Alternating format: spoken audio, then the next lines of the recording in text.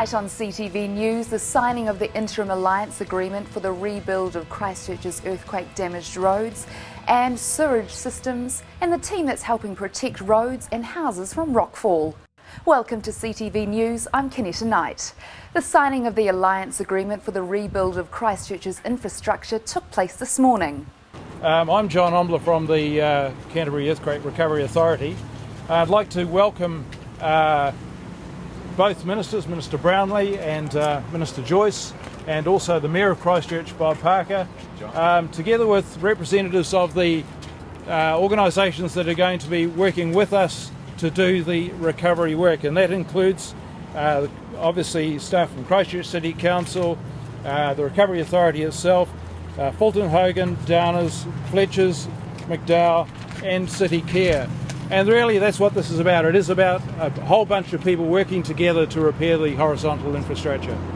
The signing of the interim alliance agreement for infrastructure rebuild for the rebuild of Christchurch's earthquake-damaged roads and sewage systems took place on Fitzgerald Ave this morning.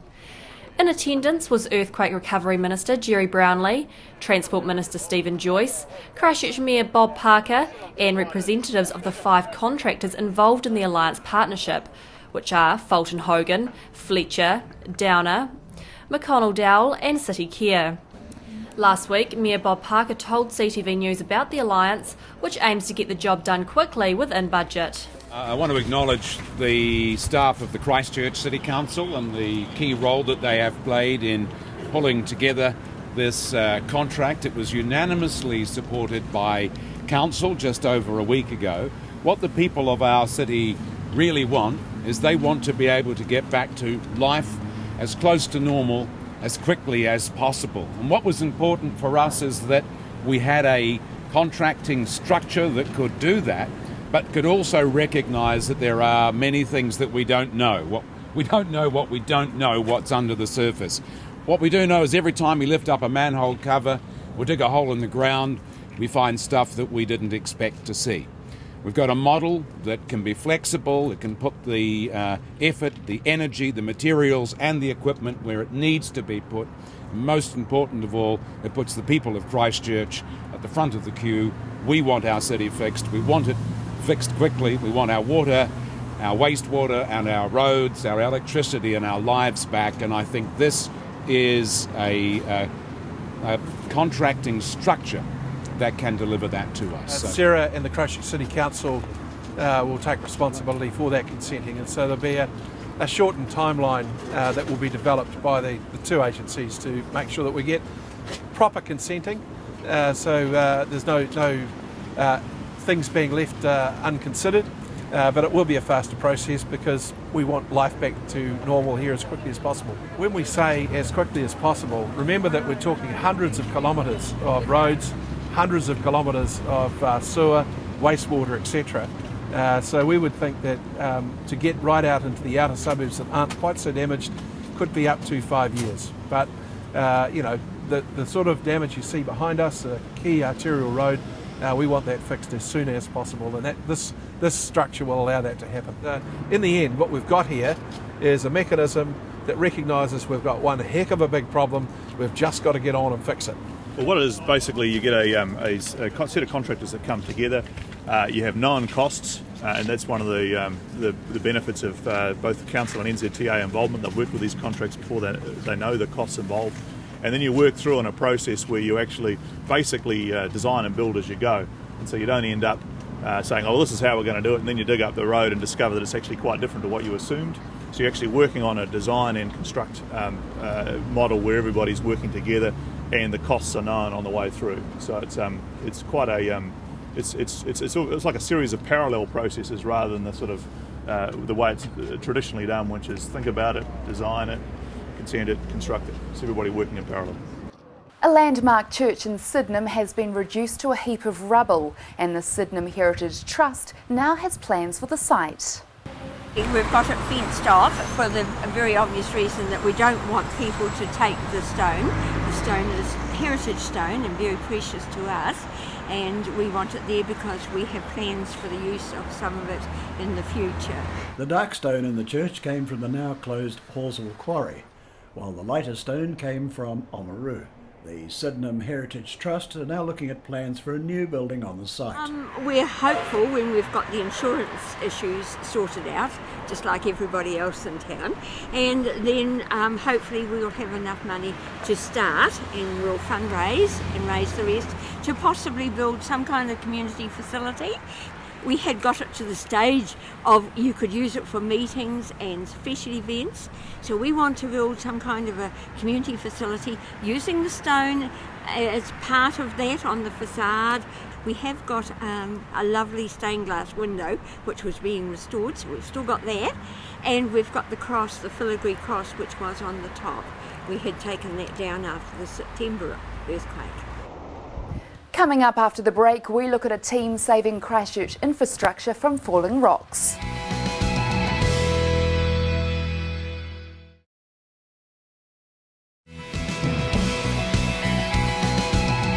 Welcome back. Some of Christchurch's suburbs were badly damaged by falling rocks during the February earthquake. Emily Cooper went to visit the team. With the February earthquake came rock slips around Sumner and Littleton areas that caused extensive damage to housing and roads. Much of the rock face is still unstable, and with each aftershock the risk becomes greater that more will come down. Now the team from Solutions to Access are making these areas safer by blowing up parts of unstable cliffs. We went down to visit the team working on Summit Road, which is currently closed due to the unsafe rocks. This is the Sumner Road up from the port. It's a major transport link for the Port of Littleton to get things that don't go through the tunnel. And this isn't the only site they're working on in the area.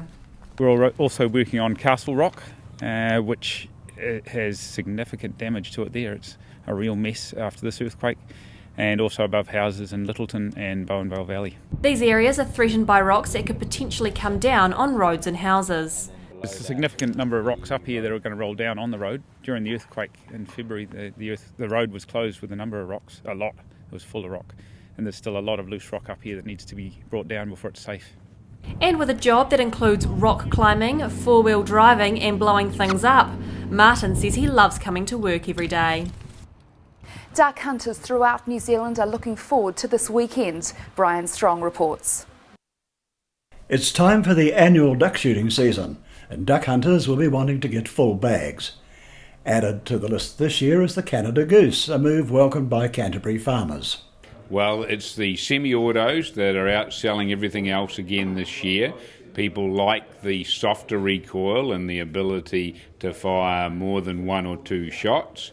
Once again, it's the Italian guns that seem to be the most popular, especially the Benellis. They're always coming out with the latest and the greatest.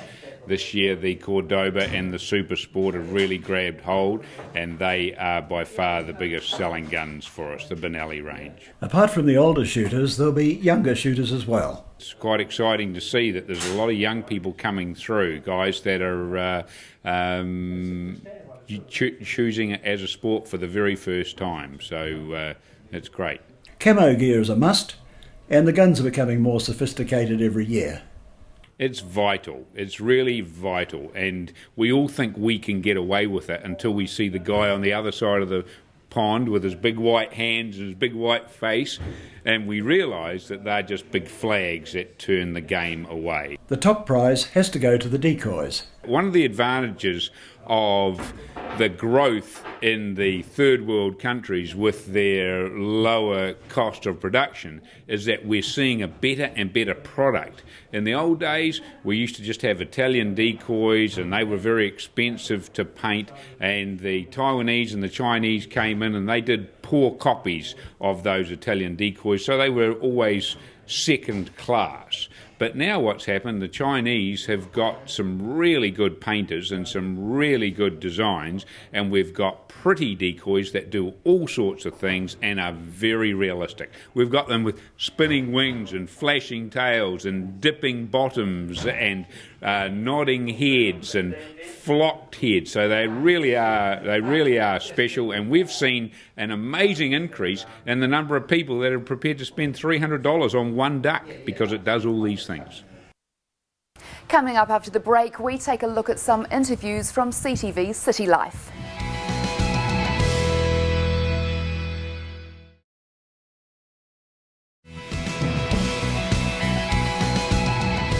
Welcome back. Among the emergency workers, the police are getting back to regular duties. I spoke to Superintendent Andy McGregor on City Life. The focus now is trying to get back to business as usual. So my role with the Operation Earthquake is really sort of realigning our operation to get back. What are we going to look like in June, July, etc. There's still a large amount of resource that's got to go in around the red zone, which is going to be a hard cordon around the intercity, and maintaining security within that. It's also the reassurance patrols, getting out there in the suburbs where there's a lot of abandoned houses still, and just sort of providing that confidence to the community out there that we're actually out there. If you see something suspicious, please contact us. And it's also about going out to those communities which have been badly damaged in the eastern suburbs. Just the scale of the devastation, and just ensure that they actually see police officers out there. We're also going into the malls, highly visible through there, visiting the schools as well, which is great. And we're getting great feedback from the schools and people walking through the malls. Great to see police officers through there. Have you noticed a climb in crime since the earthquake? What are the stats? Yeah, I mean it's interesting. You're going to get aberrations. You're going to get spikes in certain areas. Post-earthquake, actually, the crime actually decreased against the 5-year averages. They are still slightly under. There's certain types of crime that we're actually going to see short spikes or increases in. And a week or two ago, we had the reports around the copper thefts and people sort of targeting, or offenders targeting, abandoned houses. And I always think, well, how low can you go where you got these offenders preying on other people's misery? You can't get much lower than that. But it's great because the courts are backing us up and they're dealing with those offenders quite well. I spoke to Ngāi Tahu about their role after the earthquake. Our management met 12 o'clock on the Wednesday.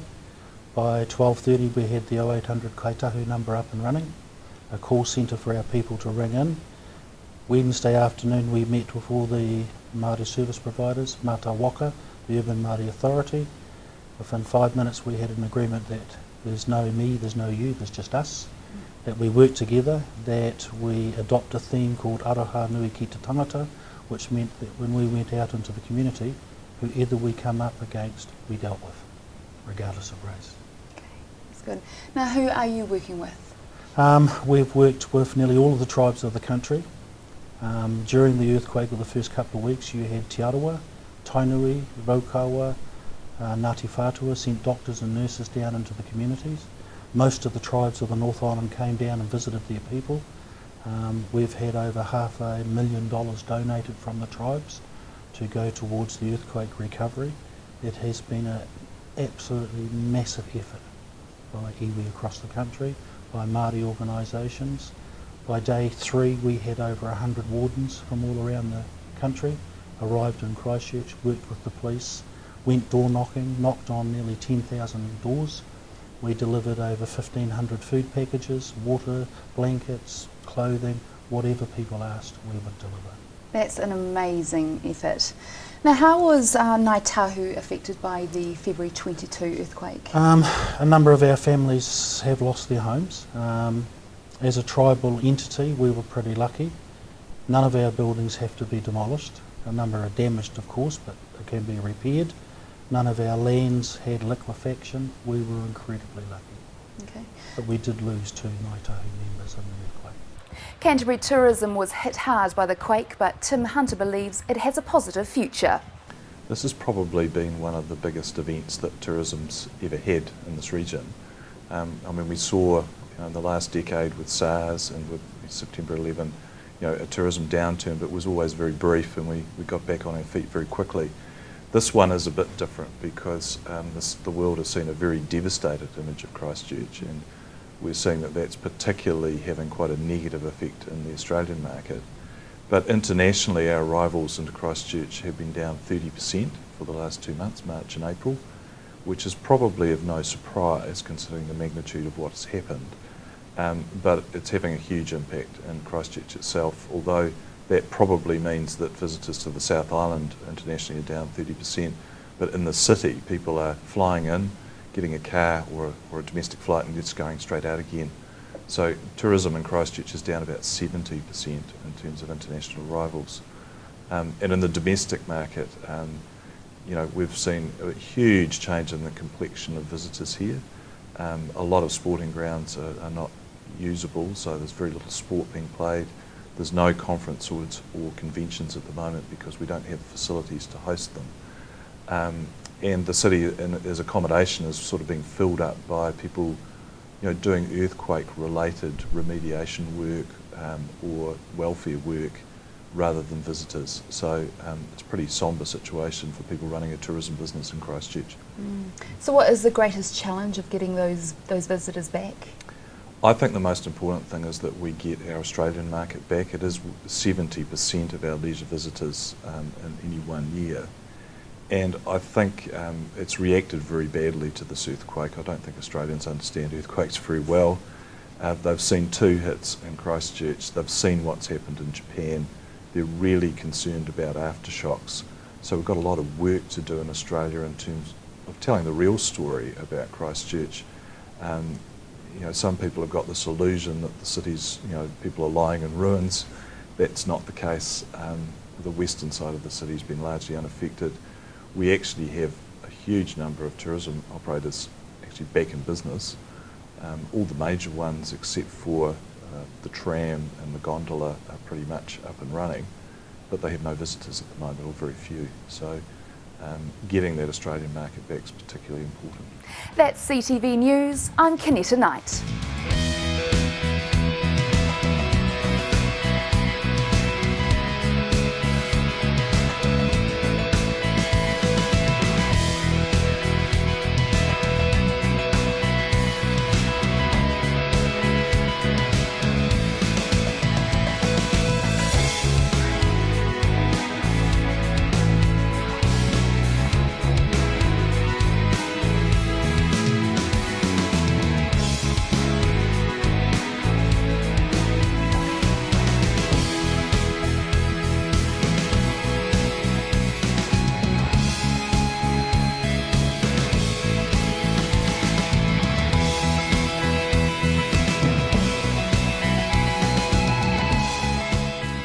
Supporting local content so you can see more of New Zealand on air.